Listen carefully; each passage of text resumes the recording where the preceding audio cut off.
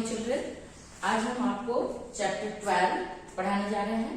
Chapter 12 है the sun, moon and the star, यानी कि सूरज के बारे में। सन मतलब सूरज होता है, मून मतलब चंद्रमा, और स्टार मतलब तारे, जो आकाश में तारे होते हैं। ये तीनों चीज हमको आसमान में दिखाई देते हैं, लेकिन इनकी टाइमिंग अलग अलग होती है। जैसे सन दिन के समय में निकलता है, दिन के समय में हमको दिखाई देता है, जबकि मून एंड स्टार जो है नाइट स्काई में, यानी रात के समय में आसमान में दिखाई देता है। तो द सन, अब देखिए यहाँ पे चैप्टर स्टार्ट करने से पहले हम आपको कुछ बताना चाहते हैं कि बहुत सारे क्या होता है, सूरज किधर से निकलता है और सूरज कब निकलता है। दोनों क्वेश्चन अलग अलग है। इंग्लिश में जैसे when does the sun rises, when does the sun rise, okay, when does the sun rise, यानी सूरज जो है कब निकलता है। और इसमें भी वही चीज है, देखिए does the sun rise rise, लेकिन क्या है यहाँ पे when does the sun rise, सूरज कब निकलता है। Where does the sun rise, और सूरज किधर से निकलता है। वेयर का मतलब हो गया कहां से निकलता है। ये दो क्वेश्चन है, दोनों क्वेश्चन के आंसर अलग अलग है। यहाँ पे व्हेन है, यहाँ वेयर है। तो इस क्वेश्चन में आप लोग कंफ्यूज नहीं करेंगे, क्योंकि दोनों क्वेश्चन इंपॉर्टेंट है। तो व्हेन डज द सनराइज में हो जाएगा इन द मॉर्निंग, यानी कि कब निकलता है, मॉर्निंग में निकलता है, सूरज सवेरे निकलता है, ठीक है। वेयर डज द सनराइज, और सूरज किधर से निकलता है, कहां से निकलता है, तो इन द ईस्ट, ठीक है। आपका जो ईस्ट वेस्ट नॉर्थ साउथ आपको 4 दिशाएं बताई गई है, तो उसमें से क्या हो जाएगा, इन द ईस्ट। दोनों के आंसर अलग अलग है, लेकिन क्वेश्चन अगर आपने नहीं समझा तो ये जरूर मिस्टेक करेंगे, ठीक है। तो when does the sun rise in the morning, where does the sun rise in the east. चलिए अब हम चैप्टर पे आते हैं। तो द सन, अब हम शुरू करते हैं द सन के बारे में। सन के बारे में क्या, सन कैसा होता है, पहले तो यहाँ पे बताया गया है the sun rises in the east, सूरज जो है ईस्ट से निकलता है। और सेट कब होता है, the sun set in the west, सूरज जो है डूबता वेस्ट में जाके, ईस्ट से निकलता है और वेस्ट में जाके डूब जाता है। इसी तरीके से the sun rises in the morning, सूरज जो है सुबेरे निकलता है और अब कब अस्त हो जाता है, माने कब डूब जाता है, शाम के समय में, यानी the sun set in the evening. तो जस्ट अपोजिट इसी की तरह हो जाएगा, व्हेन डज द सनराइज है तो इन द मॉर्निंग, और व्हेन डज द सनसेट तो इन द इवनिंग हो जाएगा। देन नेक्स्ट हो जाएगा वेयर डज द सनराइज, कहां से सूरज निकलता है, और वेयर डज द सनसेट, यहाँ पे राइज की जगह सेट हो जाएगा, तो उसमें हो जाएगा इन द वेस्ट। तो इस तरीके से ये इंपॉर्टेंट क्वेश्चन है, इसको आप लोग कर लेंगे।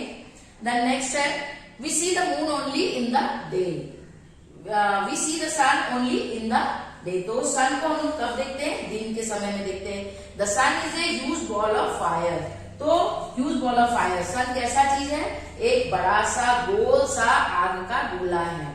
The sun gives light and heat to the earth, sun हमको क्या देता है, हीट और लाइट। हीट कैसे देता है, अभी देखिए ठंडे के समय में हम लोग को ठंडा लगता है, तो तेज धूप होता है, तो हम लोग जाके धूप में बैठ जाते हैं, तो हमको हीट भी मिलता है, यानी उससे गर्मी मिलता है, कपड़ा डाल देते हैं, कपड़ा सूख जाता है, ठीक है।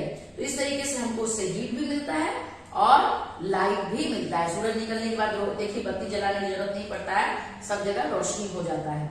द मून, अब इसके बाद नेक्स्ट पॉइंट है मून के बारे में। तो मून क्या है और मून कब दिखता है, तो मून और स्टार जो होता है रात के समय, we can see the moon in the evening and at night in the sky. कभी कभी हम लोग शाम को भी देख लेते हैं, जैसे थोड़ा सा सूरज ढल जाता है, अंधेरा जैसा होने लगता है, पूरा अंधेरा नहीं होता, फिर भी सन दिखाई देता है, ठीक है। तो कभी कभी हम लोग शाम को भी देखते हैं, लेकिन and at night in the sky, ज्यादातर ये रात में दिखाई देता है। The moon changes in shape every night. अब आप देखते होंगे कि मून जो है एक जैसा रोज नहीं दिखाई देता है, थोड़ा वो घटते जाता है या फिर बढ़ते जाता है, अपना शेप चेंज कर देता है daily. Sometimes we see the full moon, कभी हम उसको पूरा फुल मून देखते हैं, और कभी कभी क्या होता है, sometimes we see part of the moon, कभी कभी हम उसका छोटा सा टुकड़ा दिखाई देता है, मतलब पतला सा ऐसा लकीर जैसा होता है। तो sometime we see no moon at all, कभी कभी ऐसा होता है कि पूरा मून ही गायब हो जाता है, कुछ दिखाई ही नहीं देता है, रात में कोई मून नहीं रहता है, ठीक है। तो दीज चेंजेस, तो इस तरीके से जो उसके शेप में चेंज होता है, कभी वो बड़ा, कभी छोटा, कभी एकदम पतला, कभी एकदम नहीं।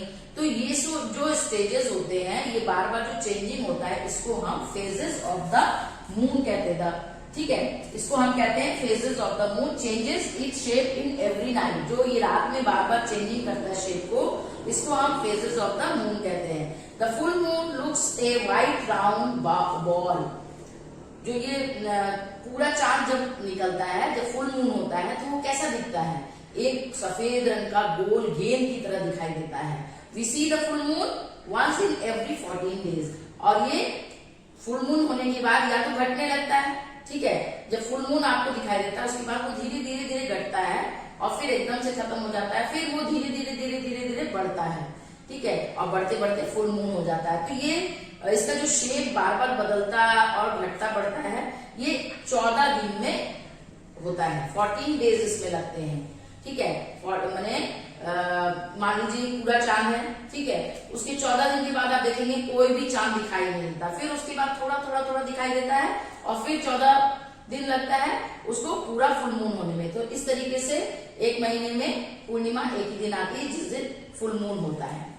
अब हम आते हैं, अब देखिए मून पे आप लोग जानते ही हैं कि मून पर इंसानों बहुत माने प्राचीन काल से, बहुत समय पहले से ही लोग ये सोचते थे कि हम चांद पे जा सकते, हो सकता है स्वप्न देखते थे, सपना देखते थे कि हम चांद पे काश जा पाते।